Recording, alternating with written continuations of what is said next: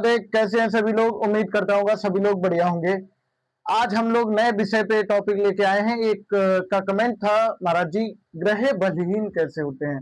तो आज हम लोग समझेंगे ग्रह जो हमारे होते हैं, कभी कभार केंद्र में भी हो यानी अच्छे स्थान पे भी ग्रह कभी कभार बलहीन होने के कारण उतना प्रभाव नहीं कर पाते। आज कुंडली में भी वो चीज हम समझाएंगे कि कैसे, क्यों ये कारण होता है। ठीक है ना।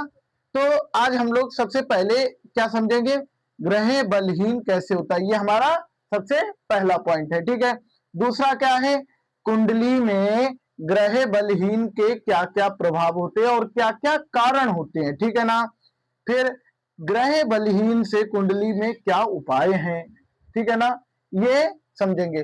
सबसे पहले मैं इस कुंडली को भर लेता हूं। जिसकी देखिए, मैं पहले भी बोलता हूं, कुंडली 1 से 12 तक यानी मेष से मीन तक किसी भी लग्न की होती है। मान लीजिए आज मिथुन से बढ़ते हैं, 3 नंबर, 3 4 5 6 7 8 9 10 11 12 1 2। ठीक है, ये हमारी कुंडली तैयार हो गई। चलिए अब हम लोग जान लेते हैं। देखिए ग्रह ही बलहीन कैसे होते। देखिए ग्रह बलहीन तब होते, कोई भी ग्रह अगर बैठ के अस्त हो जाए किसी भी कारण से, ठीक है ना।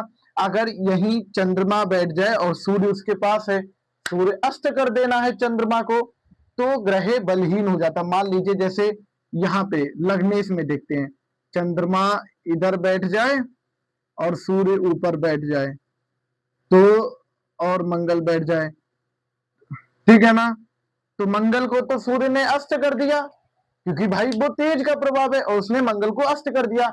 ऐसे में मंगल जैसे यहाँ पे बैठा था, तो ये शरीर को प्रथम भाव होता है शरीर का कारक, तो शरीर को ये मोटा ताजा अच्छा खून वाला बनाता। लेकिन महाराज अस्त होने के कारण उसके प्रभाव में कमी आ जाएगी। ठीक है।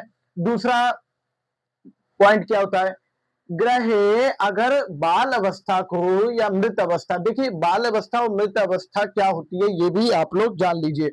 बाल अवस्था देखिए और मृत अवस्था में दो फर्क होते हैं। जब आप कुंडली बढ़ते सप्तवर्गी, तो जहां पे ग्रह स्पष्ट बढ़ते उसके नीचे बढ़ते हैं कि कौन सा ग्रह बलहीन है, मतलब कि कौन सी अवस्था का है, बाल, युवा और वृद्ध, ये 3 अवस्थाएं होती हैं। ठीक है ना। इस पे हम कुंडली बनाए भी हैं, मतलब वीडियो बनाए भी हैं, और एक और वीडियो दे देंगे कि कैसे हम लोग जानते हैं। तो अगर बाल ये अंशों से पता चलता है, ग्रह के स्पष्ट में राशि अंश कला विकला निकलती है ना, तो अंशों से हमें पता चलता है कि ग्रह बाल अवस्था का है कि युवा का है कि मृत अवस्था का है। तो अगर ग्रह बाल अवस्था या मृत अवस्था का है तो क्या होगा, ग्रह बलहीन हो जाता है। यानी कि अगर मंगल बाल या मान लीजिए सूर्य ही अगर बाल अवस्था में है या मृत अवस्था में है, तो क्या करेगा, अगर प्रथम भाव में ही बैठा है तो शरीर को ये तेज करता है। लेकिन कारण ये है, अगर इस पे बैठने पे बाल मृत है तो इसमें वो अपना प्रभाव से कमी देता है। दूसरा, अब एक और जान लेते, अगर कोई भी ग्रह, अगर कोई भी ग्रह नीच राशि का हो, ठीक है ना, अगर कोई भी ग्रह नीच राशि में बैठ जाता है तो क्या होगा, तो ग्रह बलहीन कहलाता है। ठीक है ना, ये तीसरा पॉइंट हो गया। चौथा, जैसे मान लीजिए इधर देखते हैं, तो सबसे बढ़िया गुरु को ले लेते, गुरु यहां बैठ जाए, साथ में राहु बैठ जाए, तो गुरु को ये बलहीन कर देता। मतलब अगर कोई भी ग्रह गलत संगति में आकर आ जाए, यानी कि गलत ग्रह के साथ आ जाए, अच्छा, तो वो ग्रह को बलहीन कर देता है। एक तो ये त्रिक भाव में बैठा है, ऊपर से ये राहु के साथ बैठ गया, यानी कि गुरु का जो बल है वो दबा देता है। ठीक है ना। अब पांचवा, अगर जब कोई देखिए नववांश कुंडली भी एक होती है, तो अगर वो कोई भी ग्रह नववांश कुंडली में नीच हो जाता है तो उससे जो हमें फायदा मिलने वाला है वो थोड़े से कम हो जाते हैं, ठीक है ना। अभी हम लोग क्या जान रहे हैं, ग्रह बलहीन कैसे होते हैं, ठीक है ना, और साथ में प्रभाव भी जान लेते हैं इनका बलहीन होने से क्या प्रभाव पड़ता है। फिर हमारा आता है जब कोई दो ग्रह, अब जैसे मान लीजिए बुध है, अच्छा ग्रह है, ठीक है ना, यहां पे बैठ जाए राहु और यहां पे बैठ जाए शनि, ठीक है। देखिए राहु शनि बैठ गए, ठीक है, और चंद्रमा इधर बैठ जाए। चंद्रमा बुध का दुश्मन है, ये आप भी जानते हैं, और राहु शनि ये सब में आते हैं, ठीक है ना। तो दोनों पापों ग्रह से गिर गया बुध, चंद्रमा एक तो दुश्मन है उसके बैठ गया उसके साथ, ऐसे में भी ग्रह बलहीन होता है। यानी अगर वो दो पाप ग्रहों से ग्रह गिरा हुआ है, कोई भी ग्रह अगर दो पाप ग्रहों से गिरा हुआ है तो वो क्या होगा, वो होगा ग्रह बलहीन हो जाता है। अब जानेंगे प्रभाव। अब जैसे मान लीजिए ग्रह कोई भी, जैसे यहाँ पे मंगल बैठ जाए, ठीक है, 12, और इसका स्वामी है गुरु। अब गुरु मान लीजिए भाग्य इसमें बैठ जाए, ठीक है, और इसका स्वामी है शनि, और शनि अपनी स्वराशि यानी कि यहीं बैठ जाए, मान लीजिए शनि यहीं बैठ गया, ठीक है।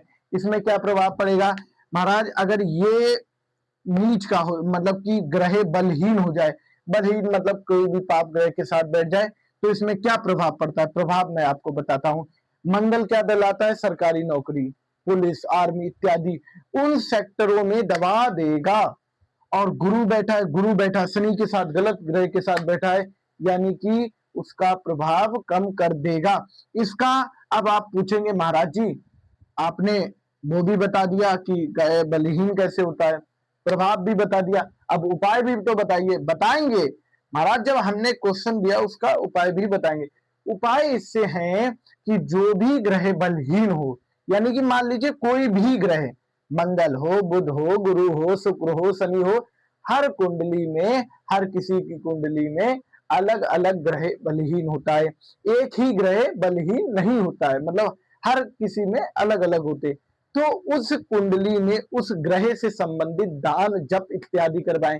जैसे सूर्य है तो सूर्य से संबंधित मंगल है, यानी लाल वस्तुएं, गुड़ इत्यादि, चना इत्यादि का दान दें, लाल वस्तुओं का दान दें। ऐसे ही सारे ग्रहों के अलग अलग उपाय होते हैं। इस पे हम लगभग परसों वीडियो लेके आएंगे कि किस ग्रह का क्या उपाय होता है। उस वीडियो में जाके आप देख लीजिएगा, और उसमें आप देखेंगे कि कैसे हम किस ग्रह का क्या उपाय होता है, सारी चीज का उसमें डिटेल देंगे बढ़िया से। तो आप इतना जान लीजिए कि उस ग्रह का अगर कोई भी बलहीन है आपके में, तो आप अगर उसका जप कराएंगे तो पूर्ण रूप से बीमारी नहीं खत्म होगी। जैसे कि एक कैंसर और शुगर होता है, तो महाराज इसमें क्या होता है, इसमें कभी भी वो पूर्ण रूप से खत्म नहीं, उसे दबाया जाता है। जब तक दवाई खाओगे वो कम रहेगा, नहीं खाओगे बड़ी हो जाएगी। वैसे ही ये होते हैं, इनसे जब तक आप उपाय करेंगे तब तक वो दबा रहेगा, लेकिन जहां उपाय छोड़े वो बढ़ जाएगा। तो आज का विषय हमारा यही था, ग्रह बलहीन कैसे होते हैं। उम्मीद करता हूँ समझ गए होंगे, और नहीं समझे होंगे तो मुझे कमेंट करिएगा, हम जरूर आपकी समस्या का समाधान करेंगे। और किसी को भी कोई समस्या हो तो कमेंट बॉक्स में जरूर बताएं। और हमारा व्हाट्सएप नंबर है, अगर 25 मार्च से हमारी नई कक्षा प्रारंभ होने वाली है ज्योतिष की, जिसको भी नामांकन करवाना है व्हाट्सएप नंबर पर मैसेज करें, कॉल मत करें क्योंकि कॉल नहीं लगती है, सिर्फ व्हाट्सएप मैसेज करें, आप सबका रिप्लाई दिया जाएगा। और कोई भी चीज नहीं समझ में आई कमेंट करिए, हम उसको अगली वीडियो में उसका समाधान करेंगे। सभी को राधे राधे, सभी को जय श्री राम।